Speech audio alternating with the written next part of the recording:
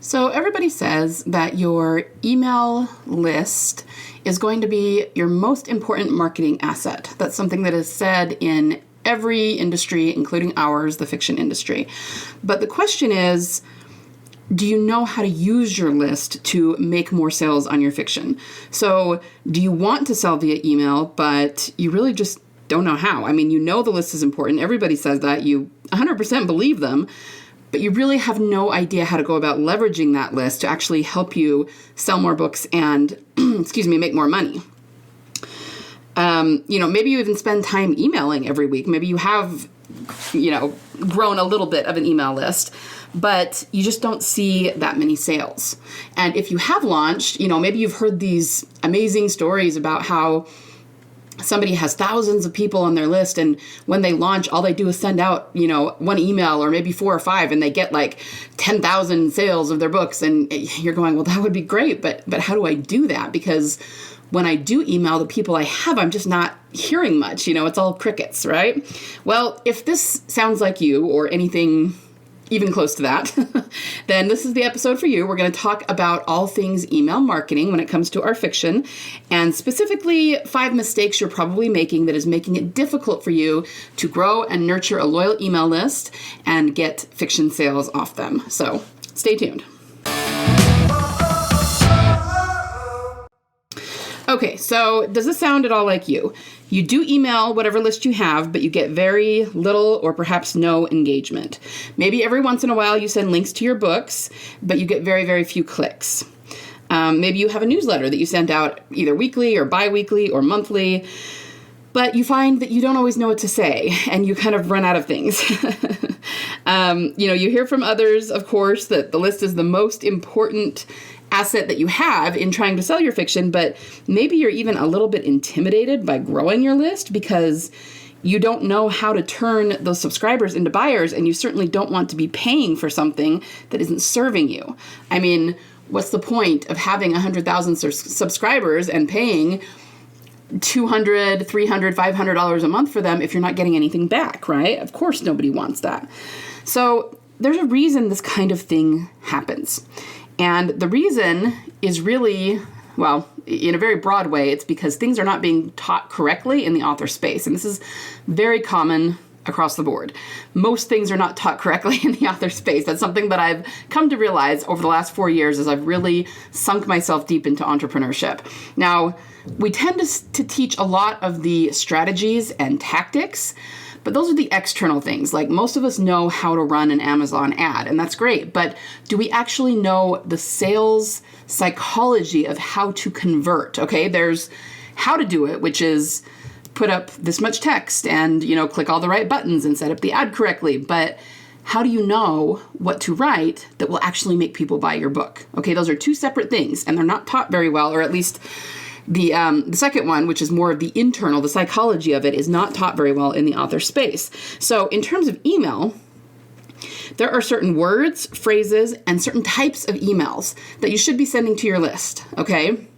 And really, we're talking about 2 different, 2 different tiers of email. There are nurture sequences, which are sequences that run on autopilot, right? So somebody opts in for your lead magnet, your free book or novella or whatever you have that leads into your series. And then once they're on your list, you can subscribe them to a sequence and it will send them emails automatically in the background.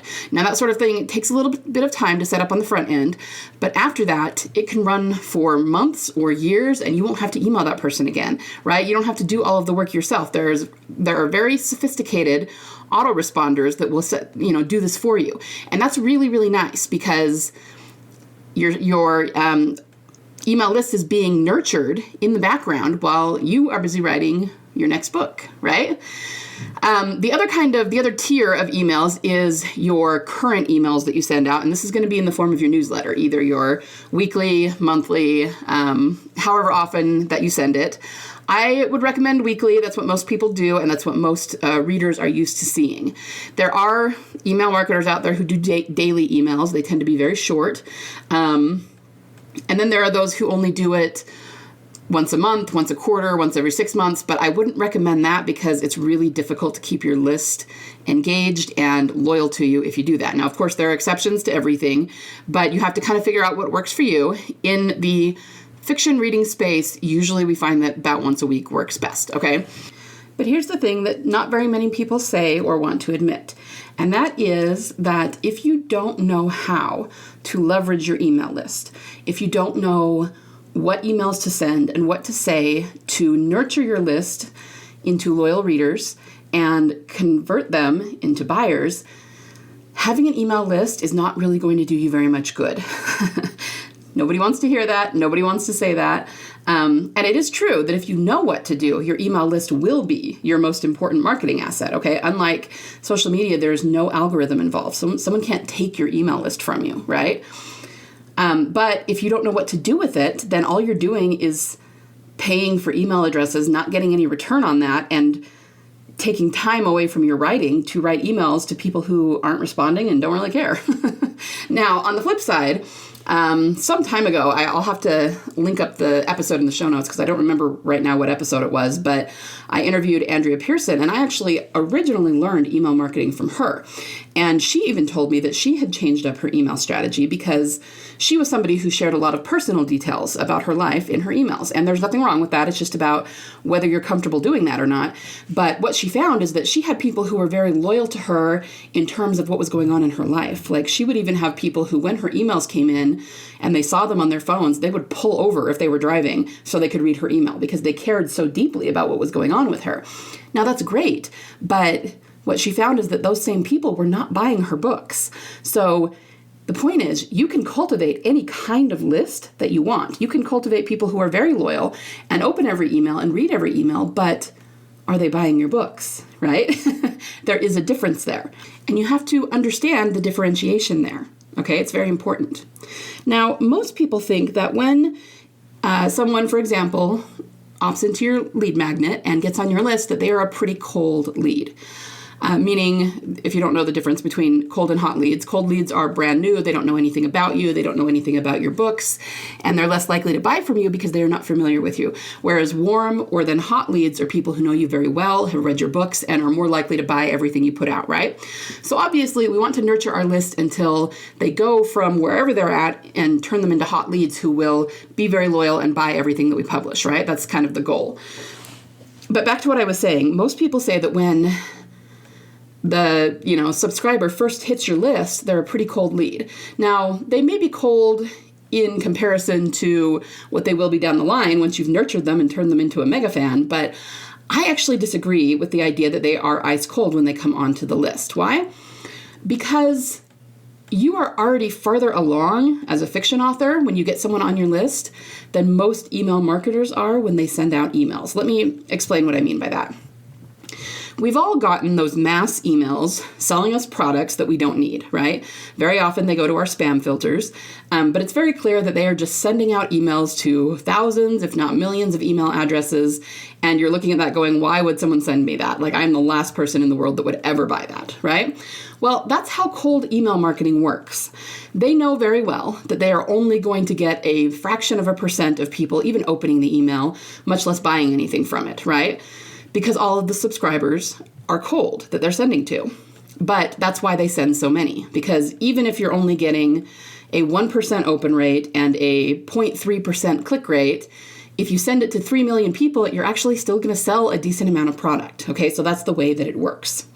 Now, that's not something that you should do ever. Most people consider that to be pretty slimy and not good marketing tactics at all, not very moral. But my point here is that we are not dealing with completely cold subscribers, like ever, okay? We are not, somebody who is, let's say, the opposite of what you would want. So let's say that you are a romance author. The person that ends up on your list is not going to be an alpha male who hates anything romantic and never reads, right? That's just not going to happen.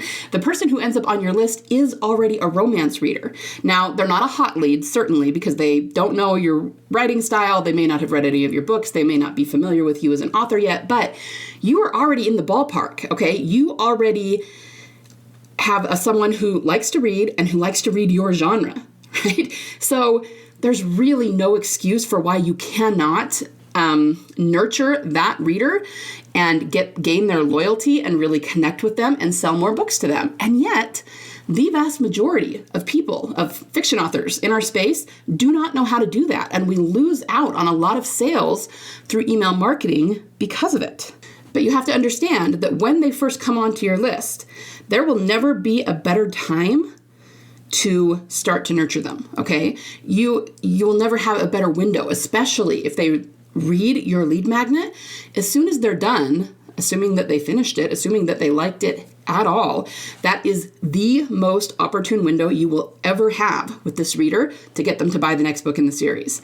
And if you're not actively doing that, if you don't have a plan, if you don't know exactly what to say and what emails to send them in order to make that happen, you are leaving money on the table and you are losing sales, okay? And I don't want that for you. But the real kick here is that you have to know how to do that, okay? I'm of the opinion that even those who are kind of lukewarm or maybe kind of so-so about your book, but they just got it because it was free, I think that those people very often can be won over, okay? They can be nurtured first into loyal readers. Well, first it kind of happens in steps. There's loyal email openers, there's loyal readers, and then eventually we can make them into mega fans, okay? I think that is very possible to do in a lot of cases. Now, are you always going to have some who never open your emails? They're just freebie seekers. They never interact. Yes, of course, you're going to have some of those. It comes with the territory. And that's why you would need to be very active, or proactive, I guess I should say, about cleaning your list and getting rid of the dead weight email addresses, okay? But that's super simple to do. It's really not hard in this day and age. Any email autoresponder worth its weight does that for you almost automatically these days, okay? You just got to figure out how to do it with your particular email service that you're using. But I believe that a good 50 to 75% of those who are kind of lukewarm can be nurtured into loyal readers. But again, you have to know how to do it and you have to move fast, okay? When they hit your list, you have to start nurturing them immediately. You have to use specific actions and tactics and words and phrases and types of emails to get them engaged. And if you don't do that, then you're going to lose that window and then you've probably lost them for good, okay? So the other thing is that you're always going to have some readers who just don't end up liking your book. You know, you can't please everybody, and even if they if they read the genre that you write and they like the tropes that you use, there's still, going to be a few people who don't really like your writing. And if that's the case, then, not a big deal. They'll just hop off the list anyway. So you're never going to convert everybody. But let's put it this way.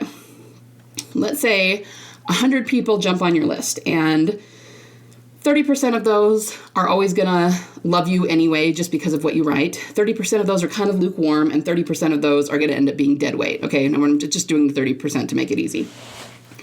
The dead weight are either going to remove themselves from your list or you're going to remove them by cleaning your list, right? The 30% who are in the top, they're going to end up being your mega fans. They're going to be your loyal readers, and you're not going to have to do much except keep writing books to keep them around because they genuinely love you and what you write and will keep reading your emails, right? And will click on the links and buy your books. That leaves the middle 30% who are lukewarm.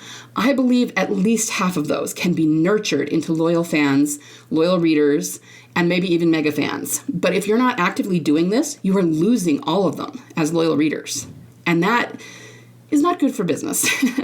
It's not good for your sales. It's not good for your reads. It's not good for your pocketbook or your royalties, right? We want to fix that. We want to be nurturing as many of those as we can into loyal readers, okay? So let's go over those mistakes that you might be making that is making this more difficult for you to do. Number one, first mistake is that you don't use tried and tested sales sequences. Now, I know that none of us want to sound spammy and none of us want to sound salesy, and rightly so. We all know that we shouldn't be spamming our readers with buy my book links, okay? That's not a good way to do things. You're going to turn those readers off. They're going to leave your list en masse if you do that, okay? But you don't have to do that. That's not going to sell your book anyway, but that's not the right way to do it, even if that did sell your book, okay? There are particular sales sequences, types of emails, things you can say, things you can do, things you can ask of your list that other email marketers who sell things other than fiction, okay, we're talking about people who sell services, who sell goods, who sell physical products off the internet, right? Okay, millionaire email marketers use these particular sequences to nurture their list, get their loyalty, get them to click, get them to open, and then eventually sell to them. Unfortunately, this sort of thing is just not being taught in the author space, okay? One of the first things I learned when I started looking into entrepreneurship was how to do these sequences. And I went, I have never heard of anything like this in the author space. It's just not taught, right? But if you have those sequences and just tailor them to your books, they do work, okay? They will help you nurture your list, and you can set it up in advance, and then it will be happening in the background, and you don't have to pay that much attention to it once you set it up on the front end, okay? So that's mistake number 1. Mistake number 2 is not having a plan when you email. You're just sending whatever pops into your head, whatever you think might help, personal things about you, maybe your blurb every once in a while along with a URL. Yeah, guys, that's not helpful. I wish that it were, but it's just not.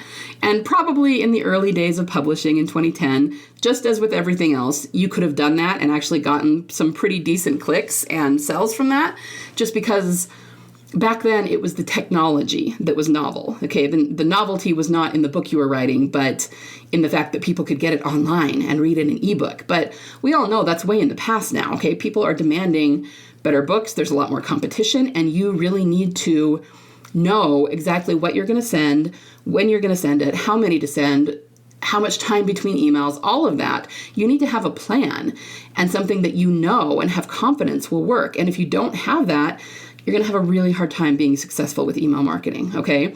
We all know that our fiction readers have dozens, hundreds, maybe even thousands of authors to choose from. And granted, most of them aren't considering thousands, but there are quite a few, and you need to give them a reason to pick you. And has to do with sales psychology. It has to do with knowing how to connect with them in a way that will make them want to buy your book. And it all comes with having a plan and the knowledge to do this. And if you don't have that, again, it's just going to be really hard for you to sell books via email, okay? The third mistake is that you don't know how to nurture your readers and get their loyalty. Now, this comes from emails that are other than sales emails. Of course, you will have some emails where you ask them to buy your book. You have to ask for the sale or you'll never get it. And that's one thing that I can show you how to do, to ask for the sell without being slimy or sleazy about it. But the loyalty and the nurturing actually comes from other emails. Emails that connect your reader to you, that make them feel like you understand them, that make them feel like they're in the right place when they are on your list, that they are in good company, that sort of thing, okay? And if you don't know how to do that, how to nurture them and get them to connect with you and get their loyalty, then when it gets to the sale, they're not going to feel loyal enough to click and buy, and they might not even open the email, okay? So it's not just a matter of send this, do that. It's a whole sequence that is built in sales psychology that will help to nurture your readers so that when you ask for the sale, they are there and they are ready to click, okay? So that's why you need the plan from mistake number 2, because this is not something you can just guess or do willy-nilly. It takes more forethought than that. Mistake number 4, you aren't using the right words and phrases to turn readers into buyers. Once again, this is where I think the indie author community is really falling short. So I mentioned this earlier, but we can teach tactics and strategies all day long. We can teach how to set up an ad. I can teach you how to write an email, how to use an autoresponder sequence, but we are not very good at teaching buyer psychology, especially from a fiction reader standpoint, okay? There are particular ways you can go about presenting your story to a reader that will make them want to click and buy. And if you're not doing that, then you're going to have a hard time getting conversions, meaning you'll have lots of people landing on your books page and looking at it, but not very many who are actually buying. And that's kind of everybody's problem, right? I mean, plenty of people run ads and can't make them profitable. And it's because it's what I call subconscious reader triggers, okay? It's things that appeal to the reader on a deep level that make them want to buy, make them want to click and get that book, and they just have to find out what happens. But we're not very good at figuring out what that is. And this is true of our blurbs, of our social media, of, the ad copy that we do, all of it. But I can teach you how to do that, and you can use it in emails, but you can use it other places as well. The point is, the mistake is that if you aren't using those words and phrases to turn readers into buyers, then you're just not getting much of a conversion. You're sending lots of people to your book, but you're not seeing the sales. And number 5, you don't know how to guide your email subscribers through your backlist. So if you are someone who maybe you even have pretty good launches and get pretty good sales on the front end, but then after that, your book just sort of tanks, disappears into the oblivion of Amazon, well, those books, your backlist, are where all your money is made, really, because you can only make so much on, one book that's launching now. And it's really, really hard to keep up with those people who are launching a book every month. Yeah, people do that, especially the highly read genres like romance and sometimes crime. But in talking to people who have done that for any stretch of time, they usually burn out. It's really hard. Even if you're writing shorter books, like that would never work for me. My books are massive, and I could not write one and get it edited and get it formatted and get it out in under a month. Okay, it just wouldn't be feasible for me. But even those who write novellas or, they do make good money. I mean, the people who can make it work really make it work, but it is a constant energy drain, and most of them will burn out at some point and need to take a break, and some of them can't go back to it at all. So the point is, it's much better to make sure that you're getting sales from your backlist from people who are new, who haven't heard from you, and will read their way through your backlist. But it's also true that with all of the competition, all of the authors that are publishing, they might read one book and really, really like it, but they have so many other books to read that they just might not jump to your next book right away. But you can set up a sales sequence that will guide them through your backlist and make sure that they always know what to read next, and tease them with those subconscious reader triggers that will make them want to go buy that book now. Okay, so it's a skill set, it's a particular way of doing things, and it's something that you have to learn, do intentionally, and plan for.